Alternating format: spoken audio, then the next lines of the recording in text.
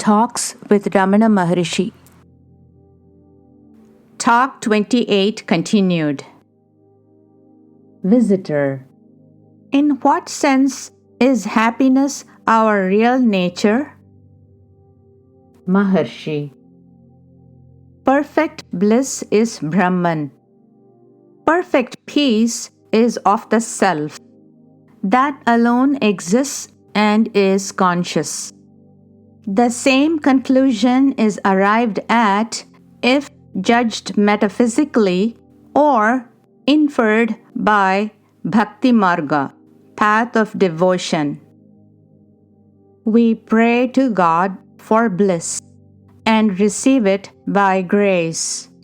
The bestower of bliss must be bliss itself and also infinite. Therefore, Ishvara is the personal God of infinite power and bliss. Brahman is bliss, impersonal and absolute. The finite egos, deriving their source from Brahman and then Ishvara, are, in their spiritual nature, bliss only. Biologically, an organism functions because such functions are attended with happiness. It is pleasure that helps our growth. Food, exercise, rest, and gregarious qualities. The psychology and metaphysics of pleasure is perhaps this. Our nature is primarily one, entire, blissful. Take this as a probable hypothesis. Creation is by the entire Godhead breaking into God and nature, Maya or Prakriti. This Maya is of two parts, Para, the supporting essence, and Apara, the five elements, mind, intellect, and ego, eightfold. Ego's perfection is suddenly broken at a point, and a want is felt, giving rise to a desire to get something or do something. When that want is cured by the fulfillment of the desire, the ego is happy and the original perfection is restored. Therefore, happiness may be said to be our natural condition or nature. Pleasure and pain are relative and refer to our finite state, with progress by satisfaction of want.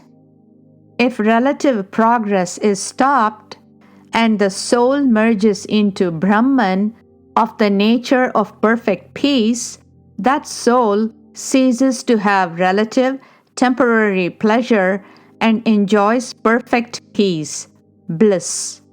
Hence, self-realization is bliss.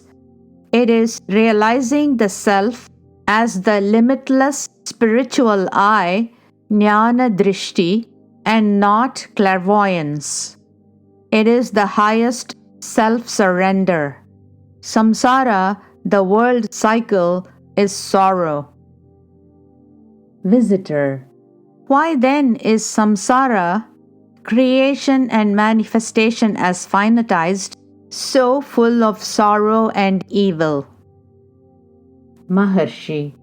God's will. Visitor. Why does God will it that way? Maharshi. It is inscrutable.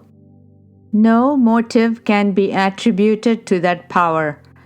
No desire, no end to achieve can be attributed to that one infinite, all-wise, and all-powerful being. God is untouched by activities which take place in His presence. Compare the sun and the world activities. There is no meaning in attributing responsibility and motive to the one before it becomes many.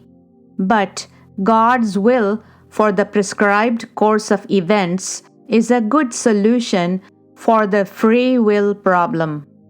If the mind is restless on account of a sense of the imperfect and unsatisfactory character of what befalls us or what is committed or omitted by us, then it is wise to drop the sense of responsibility and free will by regarding ourselves as the ordained instruments of the all-wise and all-powerful to do and suffer as He pleases.